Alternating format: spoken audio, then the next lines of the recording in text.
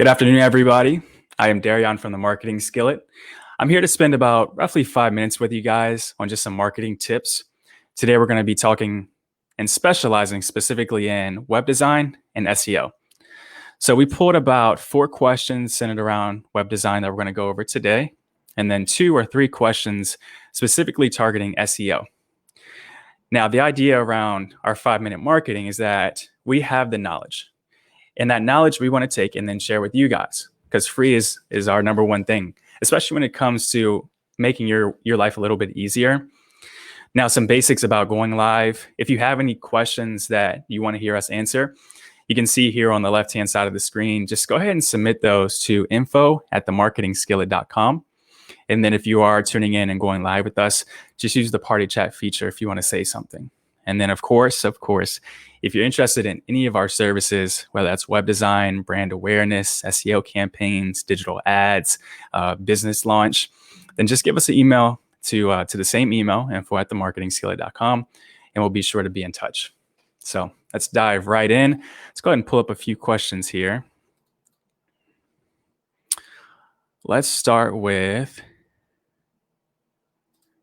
what is the purpose of web hosting? All right. I actually get this question a lot.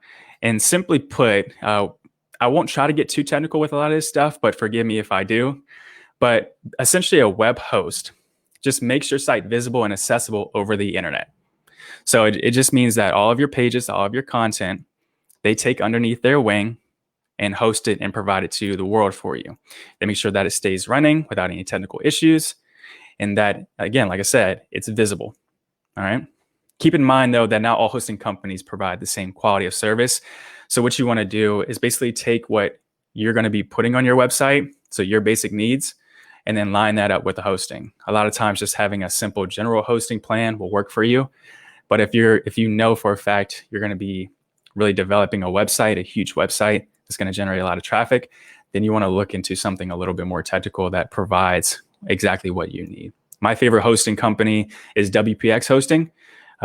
Just the sheer availability of 24-hour service. They're always on top of everything for me.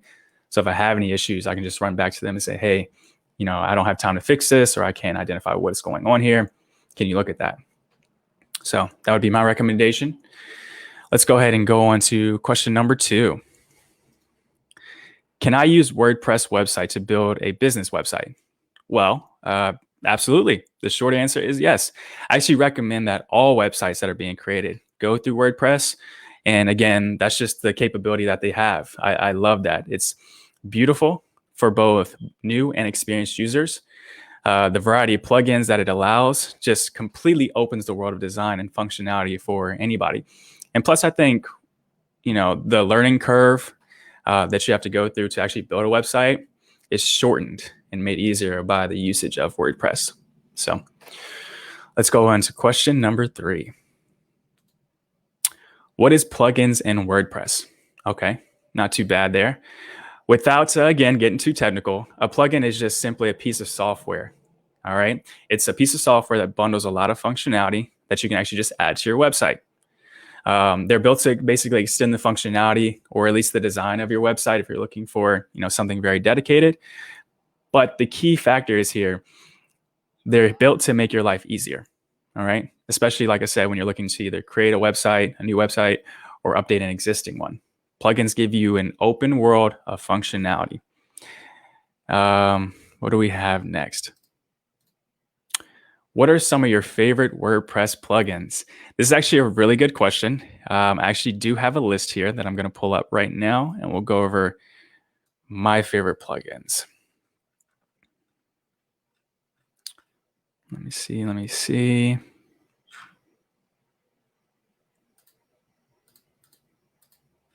If I can ever find it. I got a lot of stuff on here. Okay, there we go. All right. My favorite plugins, and it's essentially up to you guys to find out a little bit more information on them if you'd like, but I can give you the gist of some of them. The number one thing I always install on every website I build is Elementor. It's just a page builder, but it's very dedicated to making, again, my life easier, your life easier, anyone that uses it. But the design aspect that you can actually do with the Elementor page builder is phenomenal. Okay, so Elementor is number one. I use Rank Math SEO for an SEO purpose to make sure that my pages at least have the basis and foundation for ranking. Okay.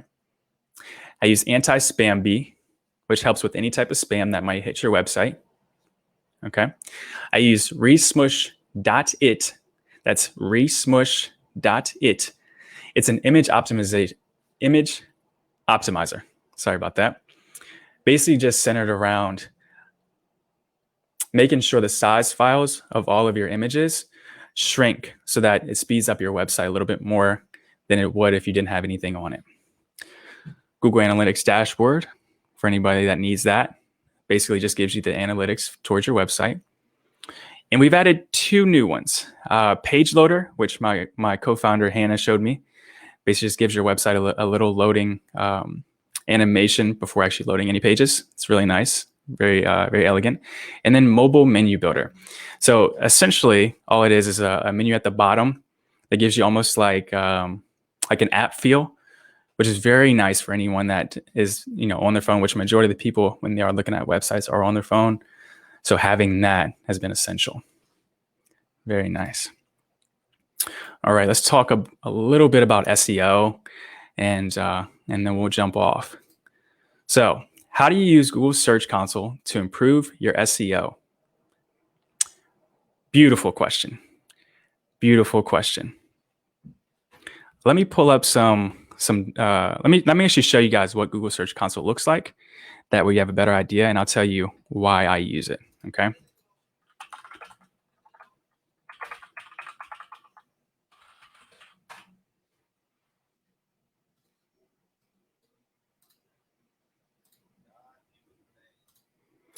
All right.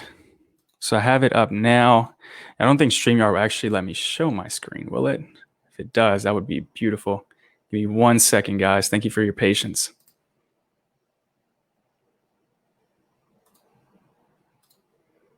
Let me see here. There we go. All right. Very nice. All right, you guys can see here, this is what Google Search Console now looks like. All right.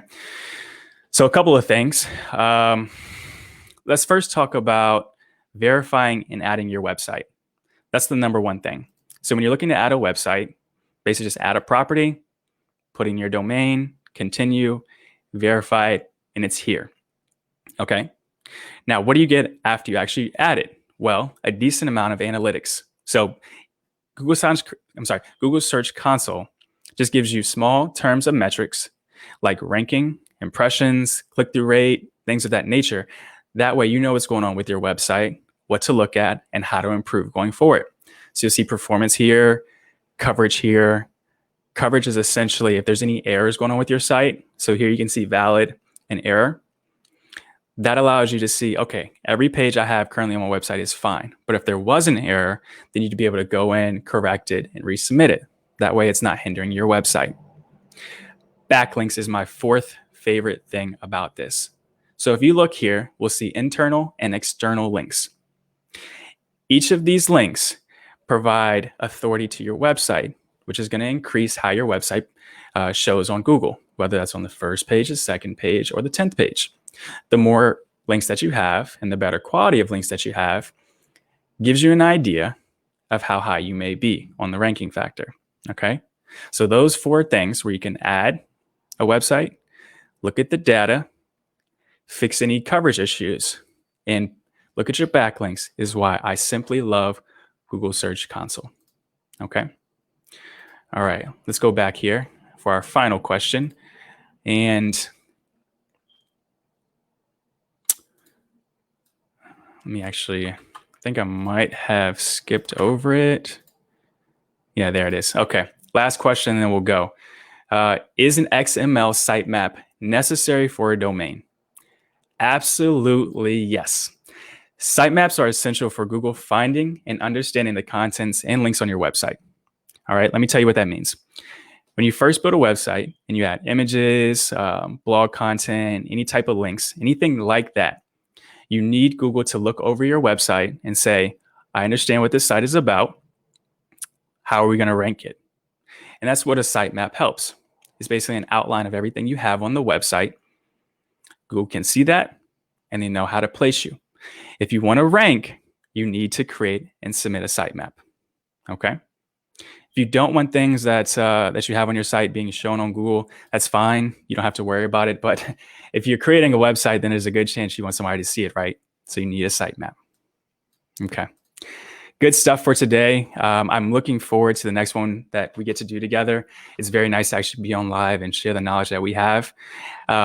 If you have any questions for us, again, like I said, info@themarketingskillet.com. Hannah and Adela will be on here next, and then I'll be on right after them. And again, like I said, I'm looking very, very, very, very forward to that. So I'm going to go ahead and jump off, guys. Let me know if you need anything else.